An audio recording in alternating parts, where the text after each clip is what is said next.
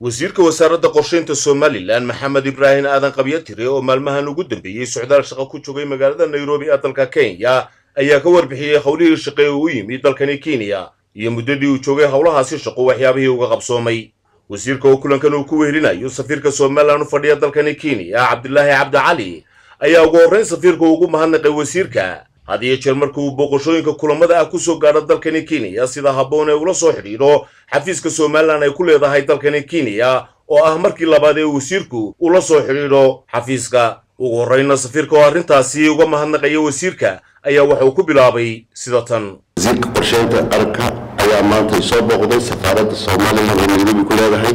aad baad mahadsan tahay. wasiirku wuxuu yiri aan soo raacnay hay'adaha caalamiga hadda magaalada degan ayaan u booqanay GIZ safaaradda Danish Germanka inta oo dhan ayaan wada tagnay iyo SDF marka isaga inuu faahfaahin doona wixii aan la kulannay. wasiirka waxaan doonay aad iyo aad inaan haddana mar dambe u mahadceliyo booqashadan soo boqotay waa markii labaad wasiir ku soo dhawo inta kalena adaa dadka dee ummadda reer Somaliland u faahfaahin shaqadaadu timi halkan. wasiirka qorsheynta qaranka ayaa maanta soo booqday safaaradda Somaliland ee Nairobi ku leedahay aad baad mahadsan tahay. wasiirku wuxuu yiri aan soo raacnay hay'adaha caalamiga hadda magaalada degan ayaan u booqanay GIZ safaaradda Danish Germanka inta oo dhan ayaan wada tagnay iyo SDF marka isaga inuu faahfaahin doona wixii aan la kulannay. wasiirka waxaan doonay aad iyo aad inaan haddana mar dambe u mahadceliyo booqashadan soo boqotay waa markii labaad wasiir ku soo dhawo inta kalena adaa dadka dee ummadda reer Somaliland u faahfaahin shaqadaadu timi halkan. بسم الله الرحمن الرحيم. أمباستر عبد الله آدي أبان مهمنا أمباستر عبد الله وأمباستر رنتي كوسنتان معايا نيروبي يسافر دبا معني سفارة قاب كو سنوي سيق وقت بدنا ما تو وقت يصير هانشرتي آدي أبان أمباستر كو سودوين أنا غلبت هذا شرف بالموتي إنه ما أنا مركا أنا بريس بحين ما تذكر ولا علم إنه نسوا waxaan u booqasho gaaban oo dhowr maalmood ku joogay ujeedadeeduna waxay ahayd mashruucii ama sanduuqa horumarinta Somaliland Development Fund ayaa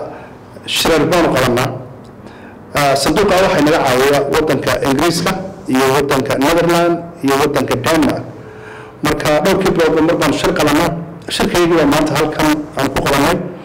waxaan ku hadlaynaa mashaariic maadaama SDF waan u dhamaad ku jiro September dhamaanayo waxa SDF 2 qaabkeenu bilaabay 2018 ka after election ka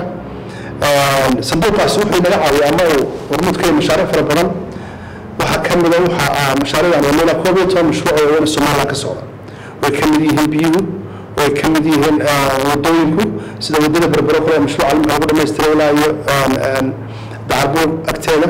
waa wadada iyadana sheekh waxa kaloo kamid ah mashaariicda xagga deegaanka oo buurta gacalibaax oo kale mashruuca abrin ka socda biyaha waxa kamid ah biyaha ceelka gorgorri ee boorame u dhow waxa kamid ah mashaariicda kalluumaysiga iskuulka berbera waxa ergaabo oo xagga caafimaadka waxa inaga caawiyaan mashaariic aad u fara badan runtii mashaariicda mar walba dhowrkii biloodba mar baan iska aragnaa marka mashaariicdaas oo intooda badnaa dhammaan ku dhowday ayaan ka wada hadlaynay si fiican oo soo afkaranay waliba mashruuca ugu weyn oo aad ugu wada hadlaynay waxaa mashruuca biyaha horahaadle iyo isku soo xidhay geedeble mashruucaas oo aad ugu muhiim ah magaalada Hargeysa si biyo yeesho oo runtii isagana qoys saarnay waxaa kaloo la kulanay KFW waa jarmala oo iyadoo naga caawiyo xagga biyaha Hargeysa ilaa $20 milyan bixiyay si fiican oo mashruucaasi imika uu u socdaa. waxa kaloo iyadoo la kulanay dad bixiyaasha badan baan la kulannay waa is aragnay meel fiican si fiican buu shirarkaasi noogu dhammaadeen insha allah maanta waddankii kusoo jeedaan kolay inaan press xoogaa idin siiyo intaasi kadib maraan wax ka weydiinay wasiirka shir dalkaasi Soomaaliya ay ku qabanayeen magaalada London ee dalkaasi Ingiriiska oo ka magac ahaan ay ku soo dirteen dalka Somaliland sida uu arko ka wasiir ahaan iyo xukuumad ahaanba waxa uu ku jawaabay sida tan su'aasha Abdullah waa hay'ad Soomaaliya shirka Soomaaliya ka socda London shirkaasi annaga nama quseeyo waa shir u gaara dowladda federaalka Soomaaliya iyo maamul goboleedyada waxa gool hadlayna wax kale ma ahayn xogaa sidoo ugu dhici jirtay waa dowlad runtii sida beedka gacanta loo hayo oo runtii international community iyo Amazon baa gacanta ku haya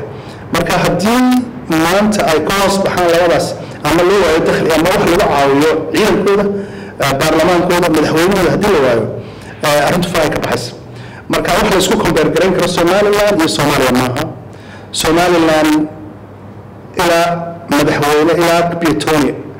anaga budget anaga waxaan leenahay dakhli baan leenahay ama budget baan leenahay anaga bixina mushaarka shaqaalaha military-ga cid kasta security-ga anaga gacanta ku hayna waxaan arkay xaaladooda xogaa loo sameeyay budget ma EU ugu dhammeyd oo la 30 milyan UK iyo Denmark xogaa 290 milyan ayaa loo sameeyay qaaraan loo ururinayay taasoo lagu dhisay in ciidamadii Amazon la kordhiyo in mushaharkoodii iyo wixii kale lagu qaban karo security-ga badneed xogaa lacagta loo ururiyay 290 milyan Soomaaliya loo ururiyay saddex sano soo socda 2020 anaga budgetkayda sanadkii 300 milyan weeye budgetka Somaliland iyagana saddex sano soo socda 290 milyan loo ururiyay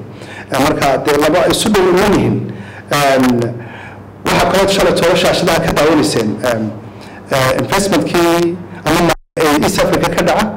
$500 million lacag 500 milyan ku dhow oo lagu daafuray dekadii Berbera DP World oo shalay toora madaxweynuhu daafuray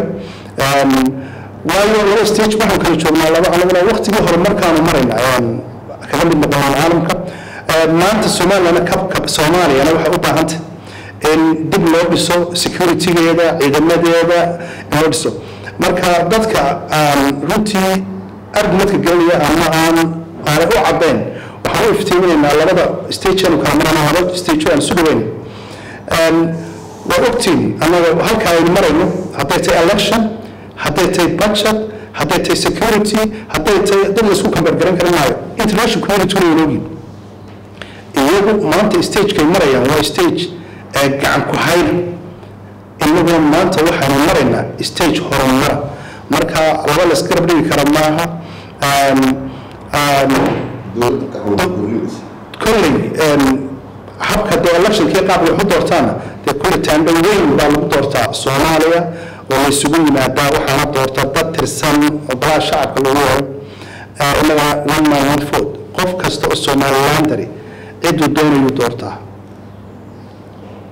doorashadan imika jirta awal hore waxa naga caawin jiray donorska waxoogaa na siin jiray 75% wala caawin jiray laakiin hadda Somaliland boqolkiiba 80 lacagta doorashada ku baxaysa waa budgetkii dowladeeda anaga bixinay dowladda bixisay wax isu dhow maaha 16 milyan oo dollar ayaa doorashada imika dhici doonta ay bixisay dowladdu boqolkiiba 80 labaatan baa laga yaabaa dadka ama donorsku inay caawiyaan marka su'aashaada haddaan u soo gundadego laba meelood oo kala dhowr baan maraynaa aan isu dhaweyn caalamkuna international community-guna wayna ogyihiin inaanaynu runtii laba stage aynu kala marayno marka iyagana way ducaynaynaa haddii in ay ka baxaan gacan ku haynta gacanta loo hayo oo iyagu istaagaan stable waddan stable oo ismaamo oo dakhli leh oo ay noqdaan waddanina dadkeena Somalilandarka ay ugu ka jiraan inagu waanu dhaafnay xaaladda ay ku jirto Soomaaliya xaalad horumar baan maraynaa meel fiican maanta waan maraynaa aad iyo aad baan salaam alaykum wa rahmatullahi wa barakatuh